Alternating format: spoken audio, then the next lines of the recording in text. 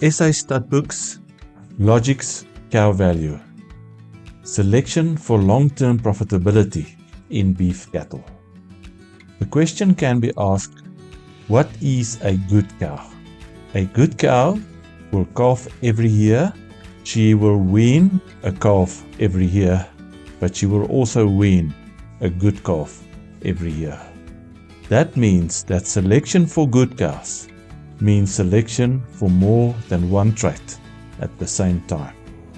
Therefore, the cow value is a genetic value where selection takes place for fertile, easy calving cows with enough milk to wean a heavy calf relative to her own weight. Therefore, selection for effective cows by selecting for all these traits simultaneously. Before talking about the cow value, another concept needs to be discussed first, namely the concept of a breeding value index. The short interpretation of a breeding value index is that the average genetic merit of all living animals are set at 100. The genetic merit of roughly 50% of the animals in the breed will be reflected in values between 90 and 110. Sometimes a value of even 80 can be acceptable, depending on the breeding objective and especially when it's only for one trait within the breeding objective. Normally, a value higher than 100 would be a value in the desirable direction. For example, lighter birth weights. The cow value therefore reflects the genetic value of an animal in terms of the total CV of such an animal as a breeding parent. One will then therefore have to strike a balance between fertility, heavier weaners, and low maintenance animals that calf easily. The fertility value therefore, namely heifer fertility, cow fertility, and longevity, should be as high as possible in a good cow value. This also means selection pressure on calf growth, pre-weaning calf growth, and also the milk value, the maternal ability of the cow to look after her calf. This is then also supplemented by selecting for lower maintenance females, that is lower mature weights, and also not excessive milk in the cows in the herd, and obviously also selecting for ease of calving as well.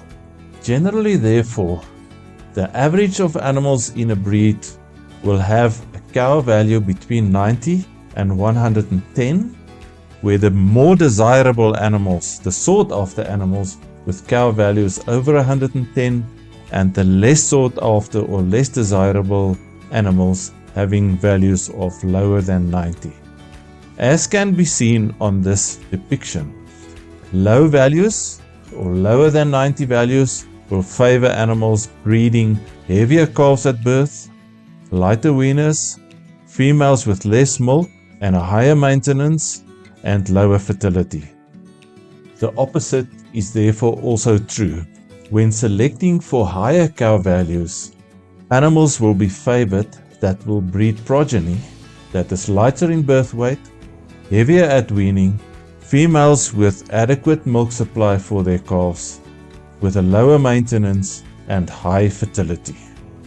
The cow value therefore indicates balance in breeding and selection. This should generally be then favoring animals that will be suitable for all environments and all breeding goals and all markets. However, the weights on the traits that can be adjusted to benefit certain combinations might be necessary depending on the environment and the production system. Breeders and buyers of breeding animals should therefore also balance the cow value with the environment in which the progeny have to perform.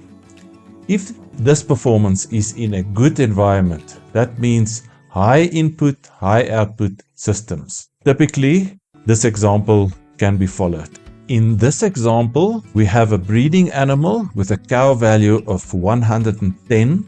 That's 10 index points higher than the breed, but with a calving ease value of only 82, a calf growth value of 129, a milk value of 96, just under average, a maintenance value of 80, meaning higher maintenance, a fertility value of 108. These type of animals will then be suitable parents for environments where there's adequate feed supply and that can maintain higher outputs. The next example is that of a breeding animal, also with a cow value of 110. This value is however attained with different building block values. Calving ease at 99 on average, pre-weaning calf growth of 106, a little bit lower than the previous animal, a milk value of 6 index points above the breed average, smaller cows, maintenance value on average, and still very fertile females. This will then be typically a so-called all-rounder animal. The third example depicts animals that will have to perform in harsh environments, so-called low input, low output environments. We can see that the cow value is also exactly the same as the previous two examples, but the building block values will be completely different to those of the previous examples. These animals will breed females with ease of calving, also males with ease of calving, lower growth rate pre-weaning, lower milk values, but very importantly, lower maintenance due to the restrictions placed on the inputs for these animals. The fertility value is also at 108, the same as in the previous examples. This is an example of a good all-rounder breeding animal. In this case, the objective is to select for an average animal, that's 100 cow value, but one can see that it excels in calving ease and is basically on average with all the other building blocks for this specific cow value. The next example depicts typical genetic value for an animal that will be selected to be the parent of good growers. And this is also then typical for a production system where there is adequate food supply and no real stress on the animals.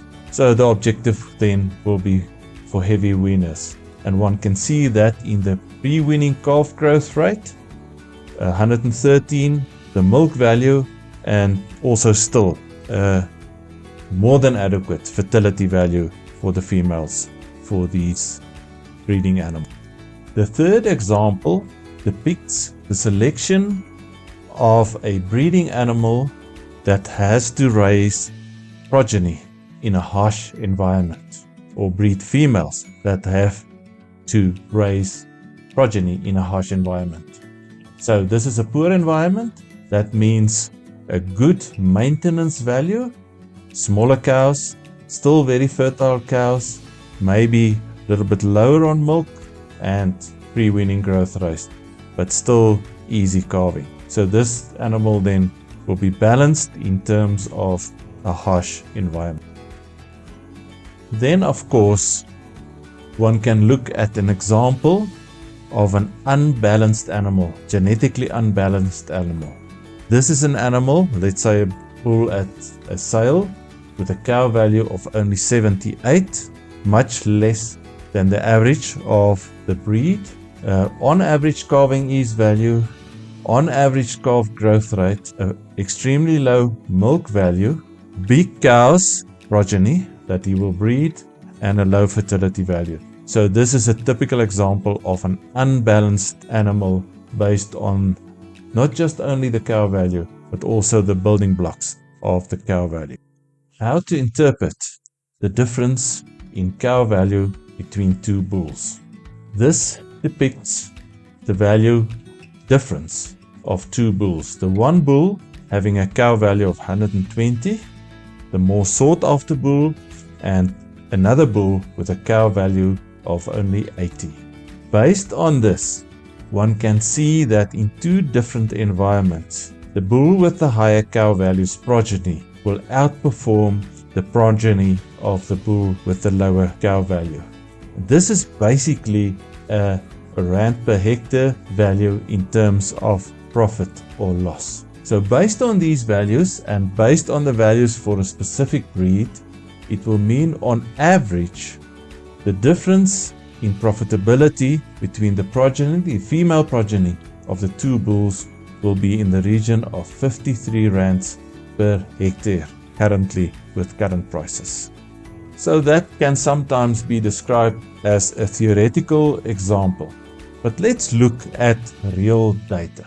And this data is based on 8 different beef cattle breeds, recording with Statboek, and also following the lifetime production of cows for over 10 years. Based on these values, cows with cow values of less than 88 were compared to cows with cow values of more than 112. And this is then a lifetime productivity. The better performing cows, the cows with the higher cow values, weaned on average 1.9, let's say 2 calves over their lifetimes more than those cows with cow values less than 88. And in terms of the weight of the calf, and given the current weaners prices, also weaned an average of 796 rand 65 per calf more than the cows with the lower cow values. That gives you an average per calf of 1,513 rand and 64 cents.